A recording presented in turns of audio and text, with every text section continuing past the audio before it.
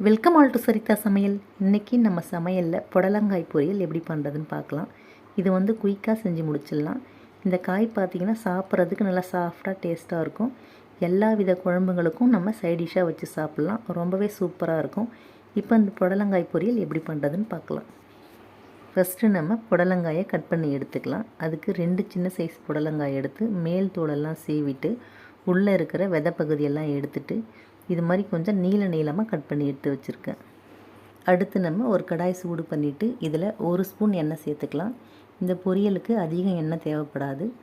எண்ணெய் காஞ்சதுக்கப்புறம் இதில் 1/2 ஸ்பூன் கடுகு, 1 ஸ்பூன் உளுந்து, 1 ஸ்பூன் கடலைப்பருப்பு சேர்த்துக்கலாம். இப்போ உளுந்து கடலைப்பருப்பு எல்லாம் நல்லா செவந்து வரட்டும். உளுந்தும் கடலைப்பருப்பும் நல்லா கலர் மாதிரி செவந்து வந்துடுச்சு. அடுத்து இதில் 2 வெங்காயம் பொடியை கட் பண்ணி சேர்த்துக்கலாம். வெங்காயம் ரொம்ப நேரம் வதங்க தேவையில்லை, ஓரளவுக்கு வதங்கி வந்தாலே போதும்.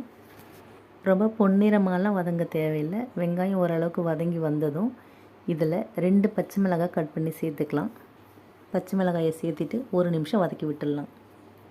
அடுத்து இதில் நம்ம கட் பண்ணி வச்ச புடலங்காயை சேர்த்துக்கலாம். சேர்த்து நல்லா 2 நிமிஷம் பொறுமையாக இதை வதக்கி விட்டுடலாம். அடுப்பை மீடியம் ஃப்ளேமில் வச்சுட்டு பொறுமையாக நம்ம வதக்கி விட்டுடலாம். காய் நல்லா வதங்கினதுக்கப்புறம் இதுக்கு தேவையான உப்பு சேர்த்துக்கலாம். சேர்த்து நல்லா ஒரு வாட்டி கலந்து விட்டுடலாம்.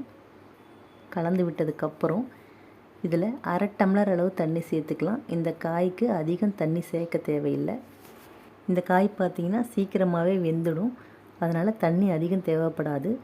1/2 டம்ளர் மட்டும் சேர்த்து நல்லா ஒரு வாட்டி கலந்து விட்டு மூடி வச்சு அடுப்பை சிம்மில் வச்சுட்டு இதை பொறுமையாக 10 நிமிஷம் வேக வச்சு எடுத்துக்கலாம். நம்ம எந்த காய் பொரியல் பண்ணும்போதும் அடுப்பை சிம்மில் வச்சுட்டு பொறுமையாக வேக வச்சு எடுக்கும்போது எல்லா பக்கமும் நல்லா ஈவனாக வெந்து வரும்.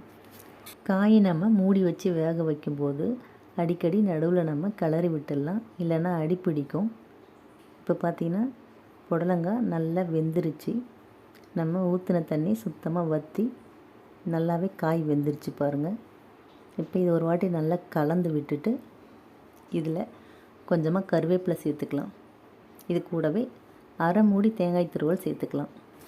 இந்த பொரியலுக்கு தேங்காய் கொஞ்சம் அதிகமாக இருந்தால் சாப்பிட நல்லாயிருக்கும். தேங்காயை சேர்த்துட்டு இதை நல்லா ஒரு வாட்டி கலந்து விட்டுக்கலாம்.